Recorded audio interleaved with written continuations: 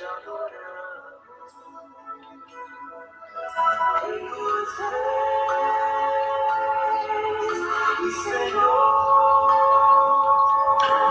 dia, bom dia, a graça e a paz do Senhor Jesus.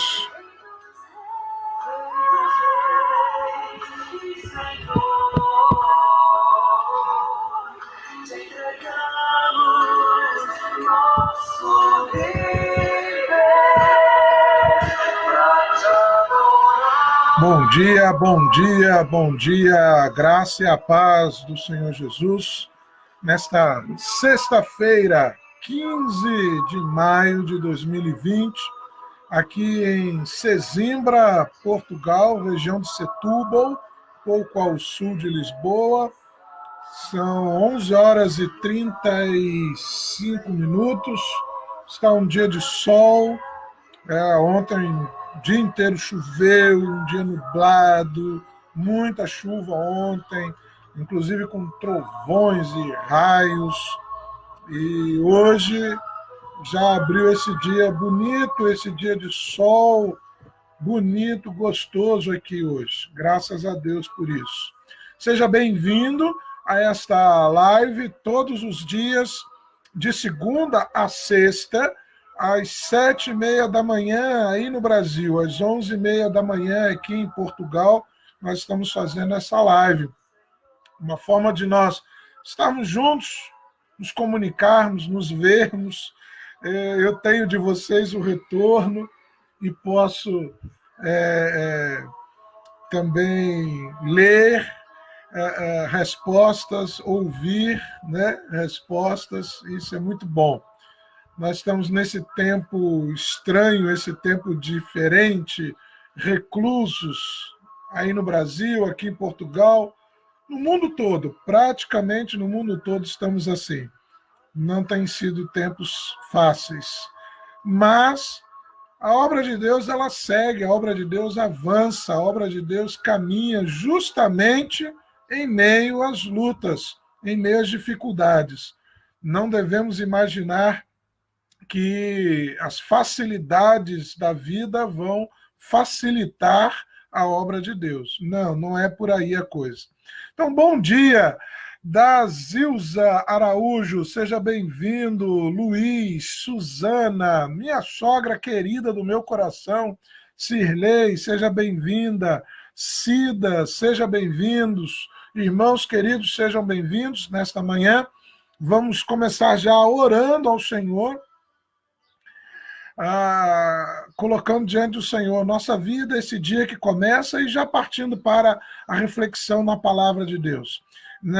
A proposta desta live, destas lives das manhãs, é que ela dure algo em torno de 30 minutos e a gente tenha um momento de oração e um compartilhar de uma palavra, de uma reflexão, buscando trazer aos nossos corações a força, alimento e fortalecer a nossa fé. Então seja bem-vindo, vamos orar.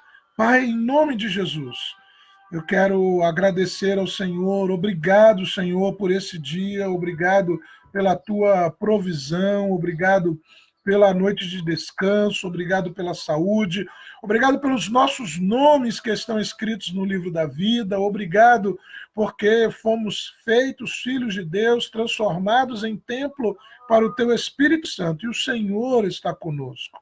Obrigado, Senhor.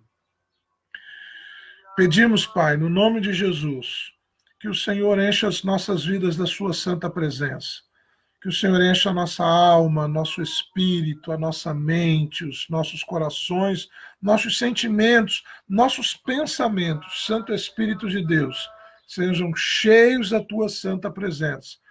Renove as tuas misericórdias para conosco, perdoe os nossos pecados, venha ao nosso encontro com compaixão e faça prosperar a tua boa obra nas nossas vidas.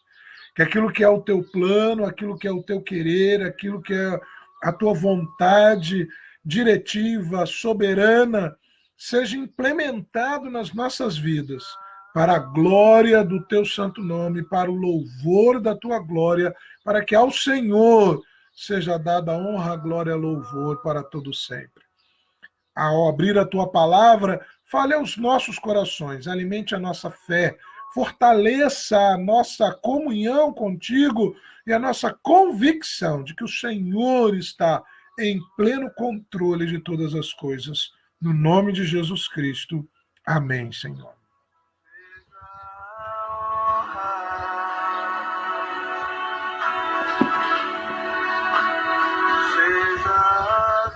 Eu queria, nesta manhã, ir com você ao texto que está no Evangelho de Mateus, no capítulo de número 24.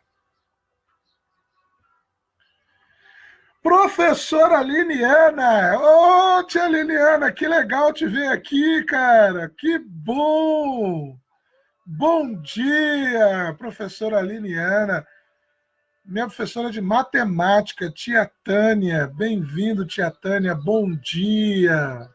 Coisa boa ter vocês aqui. Duas pessoas tão queridas e tão importantes na minha vida aqui comigo nesta manhã. Que Deus abençoe vocês, família de vocês, o lar, a casa de vocês. Nosso Deus esteja guardando as suas vidas em nome de Jesus.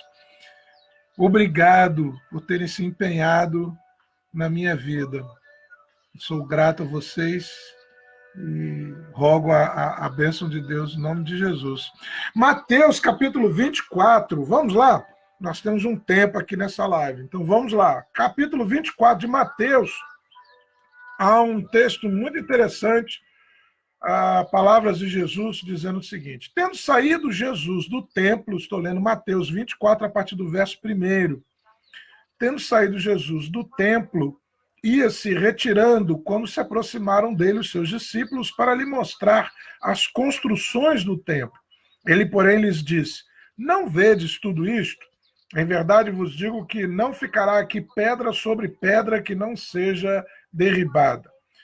No Monte das Oliveiras, achava-se Jesus assentado quando se aproximaram dele os seus discípulos em particular e lhe perguntaram: dize-nos, quando sucederão estas coisas? E que sinal haverá da tua vinda e da consumação dos séculos? E ele lhes respondeu: vede que ninguém vos engane, porque virão muitos em meu nome dizendo: eu sou o Cristo, e enganarão a muitos. E certamente ouvireis falar de guerras e rumores de guerras. Vede, não vos assusteis, porque é necessário que assim aconteça, mas ainda não é o fim. Porquanto se levantará nação contra nação, reino contra reino, haverá terremotos em vários lugares. Porém, tudo isto é o princípio das dores. Então sereis atribulados, e vos matarão, e vos perseguirão, e sereis odiados de todas as nações por causa do meu nome. Neste tempo, muitos hão de se escandalizar, trair e odiar uns aos outros. Levantar-se-ão muitos falsos profetas e enganarão a muitas gentes. E por se multiplicar a iniquidade, o amor se esfriará de quase todos. Aquele, porém, que perseverar até o fim, este será salvo. E será pregado este evangelho do reino em testemunho em todo o mundo, a todas as nações, e então virá o fim. E então virá o fim. Esta passagem refere-se à última semana de Jesus. Jesus entra em Jerusalém, nós estamos no final do Evangelho de Mateus, são os últimos dias de Jesus, e ele, antes da crucificação, ele está em Jerusalém, diversos ensinos, vai ao templo, purifica o templo, limpa o templo, expulsa ali os vendilhões, os cambistas, as pessoas que estavam transformando aquilo que era o Antigo Testamento, a lei, e tirando toda a importância espiritual daquilo e todo o valor e a relevância da palavra de Deus. E no meio disso tudo, num certo momento, Jesus então sai do templo em Jerusalém, indo em direção ao Monte das Oliveiras, que ficava de frente a ele, e os discípulos chamam a atenção de Jesus para a estrutura, a arquitetura, a engenharia do templo. Olha, mestre, olha as construções, olha as pedras, olha como foram cortadas, como foram encaixadas, olha a engenharia, olha a arquitetura deste templo. Interessante que os discípulos estavam ali ao lado de Jesus, ao lado do Filho de Deus, ao lado da encarnação divina, mas estavam prestando atenção na engenharia e na arquitetura humana. Como nós temos a facilidade de perder o foco e de parar de olhar para Jesus e começar a olhar para as coisas deste mundo, desta vida. Como somos fáceis de sermos enganados por nós mesmos, pelos nossos próprios sentimentos e levados a valorizar as coisas deste mundo, desta vida, deste plano terreno, físico, onde nós vivemos. Como temos essa facilidade, não é mesmo? Eles estavam do lado de Jesus, mas eles estavam prestando atenção na engenharia humana, na arquitetura humana, na forma como o templo foi construído. E Jesus dá uma resposta muito direta. Olha, vocês não estão vendo isso aí? Vocês estão elogiando, achando bonito? Vou dizer uma coisa para vocês. Não vai ficar pedra sobre pedra que não seja derrubada. E, na verdade, quando Jerusalém é tomada por Roma, destruída pelo general Tito, o templo é destruído, é queimado. E, na verdade, o próprio general desejava, de alguma forma, chegar ao templo antes que ele fosse destruído, mas ele não conseguiu fazer isso. E ele acaba o templo sendo destruído, o templo sendo queimado, e havia muito ouro, muita prata, muitos metais preciosos dentro do templo. E uma boa parte desses metais é derretida pelo incêndio, pelo calor do incêndio, e derretido entra nas frestas justamente das pedras. E daí, então, não ficar pedra sobre pedra, porque as pedras do templo, muitas foram derrubadas para que se pudesse pegar depois os metais preciosos que derreteram e entraram nas frestas entre uma pedra e outra. Bom, Jesus diz isso a eles, não vai ficar pedra sobre pedra, e eles depois, então, no Monte das Oliveiras, procuram Jesus e perguntam a ele, Senhor, quando isto vai acontecer? Ou seja, quando o templo vai ser destruído, não vai ficar pedra sobre pedra?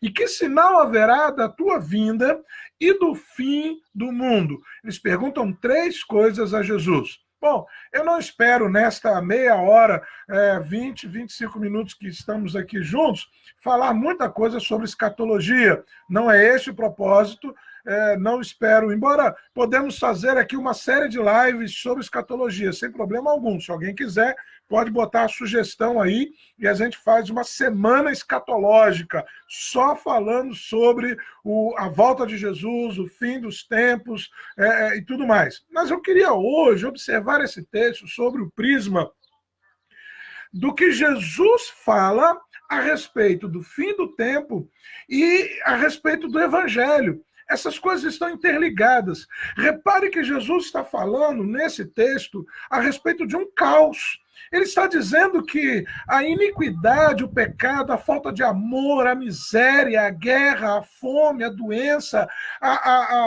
todas essas coisas vão se espalhar sobre a terra. Ele está dizendo que haverá, no final dos tempos, um caos institucional. A sociedade humana vai entrar em caos. Ele está falando de guerras, ele está falando de fomes, ele está falando de fomes, crises econômicas fortíssimas, né? Ele está falando de doenças, de enfermidades que surgiriam. Então, observa, ele está falando que a sociedade humana vai entrar em caos. Ele está dizendo que o amor iria se esfriar, as pessoas iriam se odiar, se perseguir, se trair. Estamos falando aí de que o tecido social ele estaria se rompendo, se desfazendo, né? Bauman vai falar para a gente a respeito da sociedade líquida, né? Como que a gente vive hoje, os relacionamentos tão superficiais e tão líquidos. liquefeitos. Jesus, 2000 anos antes, já estava prevendo isso e dizendo, olha, no final dos tempos, a sociedade vai viver um caos relacional. E esse caos relacional vai produzir, então, o desfazer desta sociedade. Jesus está falando de um caos físico, um caos no planeta. Observa, ele fala de terremotos, ele fala de maremotos, ele fala que a natureza, o planeta em si, vai entrar de alguma forma num processo também de deterioração. E ele está já avisando isso 2000 anos antes. Ele fala também de um caos dentro da própria igreja. Ele diz que o amor esfriaria. E a gente entende que o amor é o principal dom, né? Jesus disse, ame a Deus e ame ao próximo. Então, se o amor esfriaria, ele diz, olha, aquele que perseverar até o fim, ou seja, perseverar em amar, perseverar em seguir, né, as palavras do Senhor Jesus, do Evangelho, bom, esse vai ser salvo. Bom, há um caos na sociedade, há um caos no planeta Terra, há um caos na própria igreja, no meio dos próprios cristãos. Ele está falando desse momento em que tudo começa a se desfazer e a desabar. Mas em meio a isso tudo, Jesus traz uma revelação extraordinária para a minha vida e para a sua vida, para fortalecer a nossa fé. No verso de número 14 de Mateus 24, Jesus diz, e será pregado esse evangelho do reino em testemunho a todas as nações, e será pregado este evangelho em testemunho a todas as nações. Jesus não está fazendo antes uma previsão de coisas boas. Antes do versículo 14, Jesus não está dizendo, olha, todo mundo vai estar bem, o planeta vai estar com a camada de ozônio restaurada, a natureza estará em paz, a sociedade vai viver em união e harmonia. Não, Jesus está dizendo o caos, mas em meio ao caos, Jesus abre uma janela e diz o seguinte, o evangelho do reino será pregado em testemunho a todas as nações. Ou seja, a igreja de Jesus, ela é uma igreja vitoriosa em meio ao caos. A igreja de Jesus é simbolizada ali pelos apóstolos que estavam na prisão, encarcerados, tinham acabado de ser açoitados, espancados, mas perto da meia-noite eles oravam, eles cantavam louvores a Deus e houve o terremoto e as celas se abriram, as prisões se abriram, as pessoas puderam sair, mas não saíram, ficaram todos assustados e daquele grande mover de Deus, a família do carcereiro toda se converteu, a casa dele toda se batizou.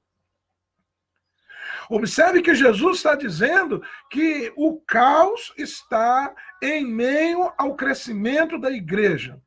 Eu não posso esperar, meu irmão, minha irmã, meu amigo líder, pastor, eu não posso esperar um momento de tranquilidade, um momento de bênção, um momento de segurança, um momento de paz, para então começar a servir ao Senhor, para então começar a pregar o evangelho, para então começar a compartilhar, fazer a obra, levar a obra à frente.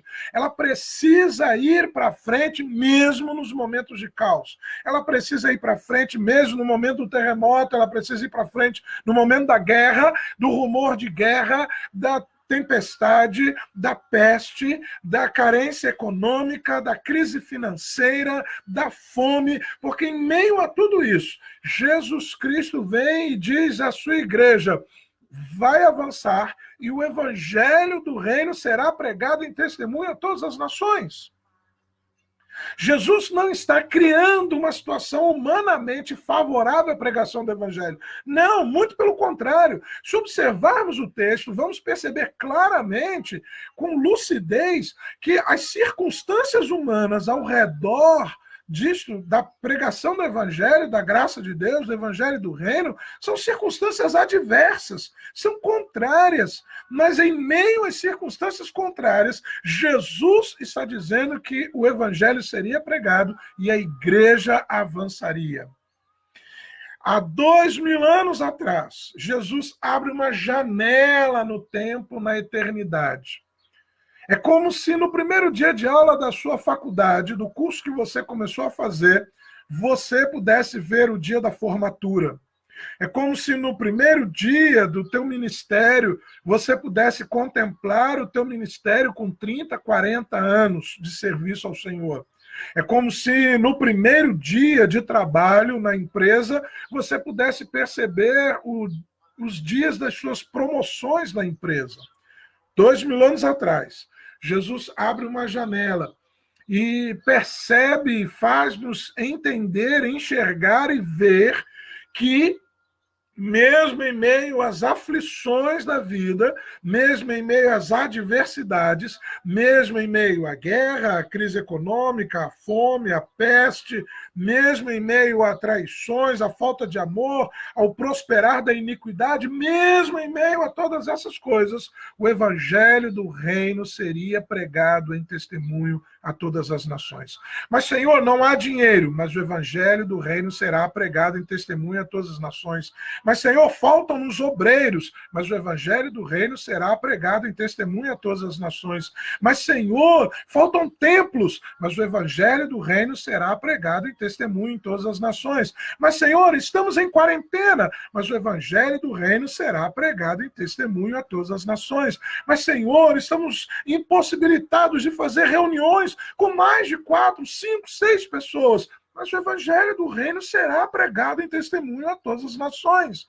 Jesus não está colocando condições humanas, porque o evangelho é do reino. O evangelho não é dos homens. A igreja não é do homem, a igreja não é do pastor, a igreja não é do bispo, a igreja não é do pastor sênior, a igreja não é do pastor presidente, a igreja não é do missionário que está plantando. A igreja é de Jesus. Eu edificarei a minha igreja e as portas do inferno não prevalecerão contra ela, diz o Senhor Jesus. A igreja é de Jesus. Nós precisamos apenas entrar nesta igreja, fazer parte desta igreja, nos incluirmos no bojo desta igreja, para sermos envolvidos na glória do Senhor e estarmos dentro do plano de Deus. A minha oração, Senhor, não me deixe de fora daquilo que o Senhor está fazendo neste mundo. A minha oração, Senhor, não permita que eu não participe daquilo que o Senhor está fazendo ao redor deste mundo, daquilo que o Senhor está fazendo na África, na Ásia, na China, na Europa. Não me deixe de fora do que o Senhor está fazendo na América Latina. Não me deixe de fora. Os discípulos perderam o foco e começaram a olhar para a engenharia do templo, para a arquitetura do templo. Senhor, observe como as pedras são bem cortadas, como se encaixam perfeitamente. É muito fácil eu e você começarmos a fazer contas matemáticas e pensar, será que eu posso ofertar neste momento de crise? Não, eu acho que eu não vou ofertar porque vai faltar o dinheiro. Será que eu posso dizimar neste momento? Será que eu posso fazer uma live? Será que eu posso visitar uma pessoa? Será que eu posso bater no meu vizinho ali, na casa do meu vizinho, e entregar um bolo para ele e dizer que Deus o abençoe? Será que eu posso fazer? Como é fácil, queridos irmãos, nós olharmos o tempo presente e nos fixarmos nas questões humanas, nas limitações físicas, nas coisas boas ou ruins, fisicamente falando. Como isso é fácil de acontecer. Os discípulos estavam ao lado de Jesus e pararam de olhar para Jesus e começaram a olhar para o templo e começaram a pensar na engenharia e na arquitetura daquele templo. E, no contrário a isso, Jesus vem e diz assim, olha, em meio ao caos humano, físico, da natureza, do planeta, da economia, da sociedade, Em meio a tudo isso, eu farei com que o evangelho do reino seja pregado em testemunho a todas as nações. E eu termino perguntando a você, nesta manhã, em que você está participando nesse grande projeto do Senhor Jesus? Você está olhando para o templo, para a engenharia, para a arquitetura, ou você está envolvido com esse grande projeto do Senhor de levar o evangelho do reino em testemunho a todas as nações, em todos os povos? Pense nisso. E que você possa, meu irmão, minha irmã, que você possa, nesta manhã, olhar para você, perceber, sim, as suas limitações, perceber o momento, a dificuldade, a dor, e como há dor neste mundo. A dor da perda, a dor da separação, a dor do luto. Nós não estamos vivendo um tempo de alegrias, de sorrisos. Nós não estamos vivendo um tempo de prazeres, de delícias. Nós estamos vivendo um tempo de sofrimento. E quando eu digo nós, eu, a minha família, na minha pele, na minha carne, nós estamos vivendo um tempo de sofrimento. O mundo está vivendo um tempo de grande sofrimento. Milhares de pessoas estão separadas, estão morrendo, estão sem poder se encontrar, sem poder se ver, estão desempregadas, faltam alimentos, há fome nos lugares mais ricos, nos países mais ricos deste planeta. Há fome. Aproximadamente 100 mil famílias, quase 500 mil de pessoas na Espanha estão passando fome.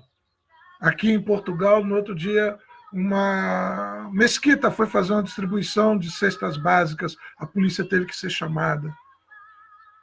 E você vai pensar, meu Deus, a Europa. Nós não estamos vivendo um tempo de tranquilidade. O mundo está vivendo um momento de convulsão. A sociedade humana está vivendo um momento de desfazer o seu tecido.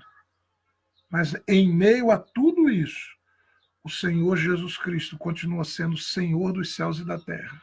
Nada fugiu ao controle dele, porque ele diz, em meio a isso tudo, eu farei com que o evangelho do reino seja pregado em testemunho a todas as nações.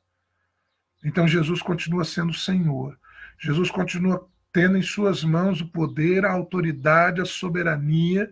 Jesus continua sendo aquele que ordena, decreta, declara, proclama, porque a ele pertence o poder, a glória, a soberania, a majestade.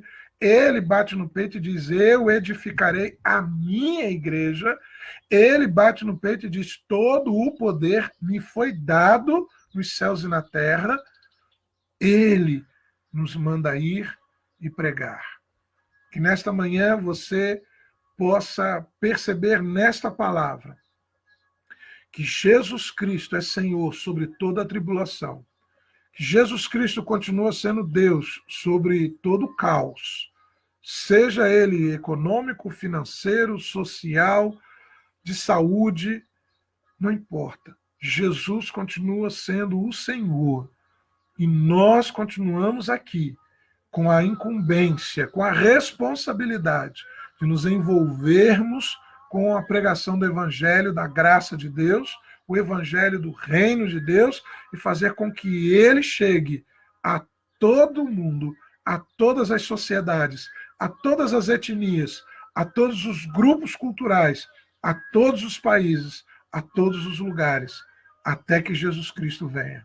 Vamos juntos neste grande trabalho, sabendo que o Senhor, há 2000 anos atrás, disse que teríamos tempos difíceis, mas disse também que estaria senhoreando todas as coisas e levando a sua igreja, que somos nós, eu e você, avante, a vitória, a glória em Cristo Jesus. Pai, no nome de Jesus Cristo, nosso Senhor, o nosso Redentor, Deus forte, Pai da eternidade, Príncipe da paz, Rei dos reis, Senhor dos senhores, aquele que é soberano sobre os céus e a terra, aquele que reina sobre tudo e todos, diante de todos os mundos, todos os universos, todas as dimensões que existam, só Tu és o Senhor, só Tu és Deus. Pai, por Jesus Cristo e Sua obra na cruz do Calvário, clamamos a Ti nesta manhã.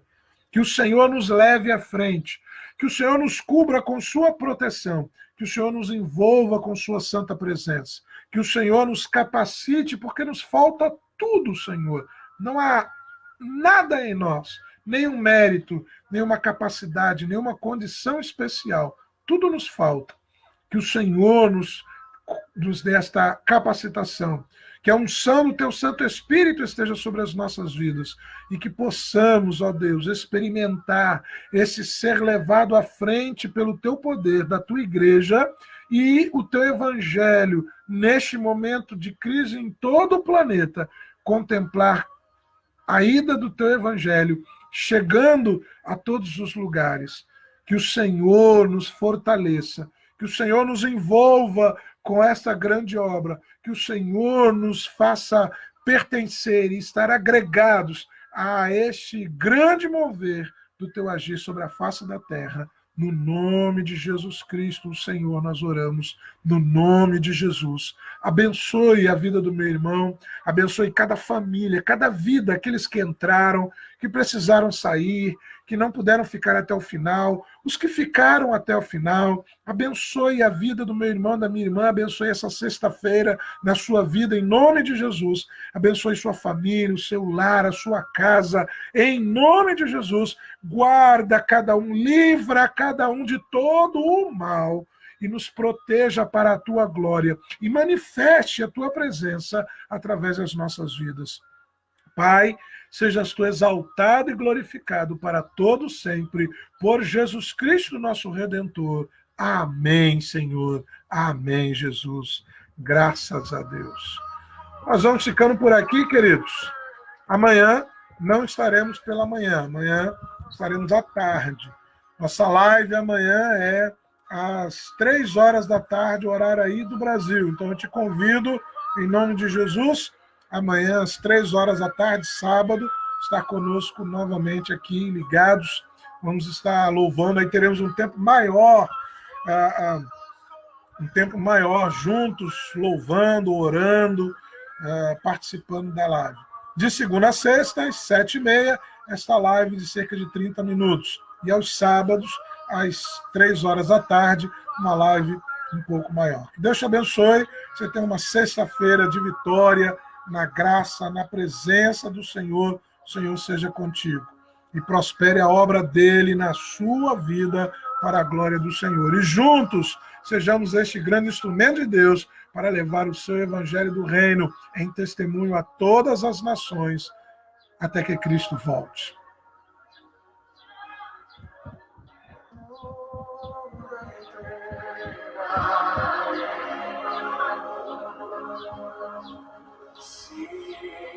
Por ti, Jesus,